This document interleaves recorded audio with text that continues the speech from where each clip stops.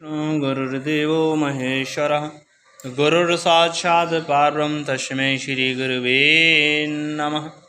अखण्डमण्डलाकारं व्याप्तं चराचरं तत्पदं दर्शितं तस्मै श्रीगुरुवे नमः। प्रेम श्री बोली सद्गुरु बाबा लाल दयाल महाराज की जय। हरिः ओम। शान्ताकारं भुजशयनं वदनाभ्यं सुरेश्वरं विश्वाधारं गगनसदृशं मेघवर्णं शुभांगं लक्ष्मीकान्तं कमलनयनं एकभिर्ध्यानगम्यं वन्दे विष्णुं भवभयहारं सर्वलोकैकनाथं। प्रेम से बोलिए पुरुषोत्तम भगवान की जय। 24वां अध्याय आरंभ। उग्रदेव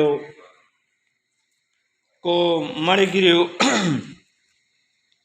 सब कुछ बताकर बोला, हे ब्राह्मण, इस समय मुझ पाप युक्त पर आप अनुग्रह करें। मेरे किसी पूर्व जन्म के पुण्य से ही आप इस वन में पधारे हैं।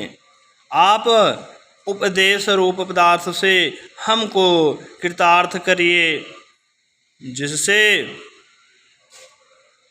हमको यह तीर्थ दरिद्रता क्षण भर में नष्ट हो जाए तथा अतुल्य वैभव को प्राप्त होकर मैं भी स्वेच्छा से विचार करूं। उग्रदेव जी बोले, हे महाभाग, तुम कृतार्थ हुए। जो तुमने मेरा अतिथि सत्कार किया है, इसी से तुम्हारा कल्याण होगा। बिना व्रत, बिना तीर्थ, बिना दान, बिना परिश्रम तेरा दरिद्र नष्ट हो जाएगा, ऐसा ही मैंने निश्चय किया है। इस मास के आगे तीसरा मास पुरुषोत्तम मास है, इसलिए तुम दोनों स्त्री पुरुष यत्न के साथ श्री पुरुषोत्तम मास में भगवान की प्रसन्नता के लिए दीप दान करना, जिससे तुम्हारा यह दरिद्र मूल सहित नष्ट हो जाएगा। तिलों के तेल से दीप दान करना, ऐश्वर्य होने पर भी घी से करना। इस समय इस वन में बसते हुए तेरे लिए दूसरा कोई उपाय नहीं है। अगस्त जी बोले, इस तरह कह कर श्रेष्ठ ब्राह्मण दोनों हाथों में मुरली लिए हुए श्री कृष्ण भगवान को स्मरण करता हुआ प्रयाग की तरफ चल दिया। तो महीने व्यतीत होने पर जब श्री पुरुषोत्तम मास आया, तब गुरु भक्ति में तात्पर्य होने स्त्री पुरुष उस मार्ग में दीपक दान करने लगे। आलस रहित हुए दोनों ऐश्वर्य के लिए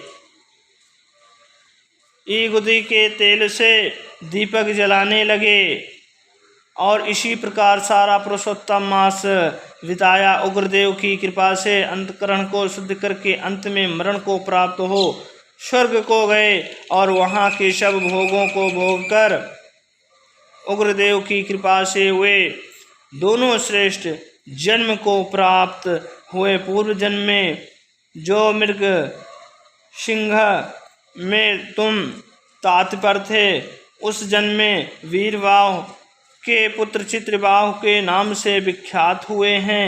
इस समय तेरे आधे अंग को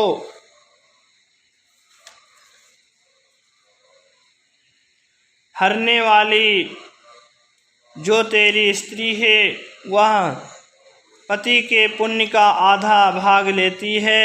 इंगुदी के तेल से श्री पुरुषोत्तम मास में दीपदान करने से तेरा आकंटक राज है। जो मनुष्य घी से ही अथवा तिलों के तेल से अखंड दीपक करे, तो फिर कहना ही क्या है। पुरुषोत्तम मास के दीपक का ऐसा फल, इसमें संशय नहीं है।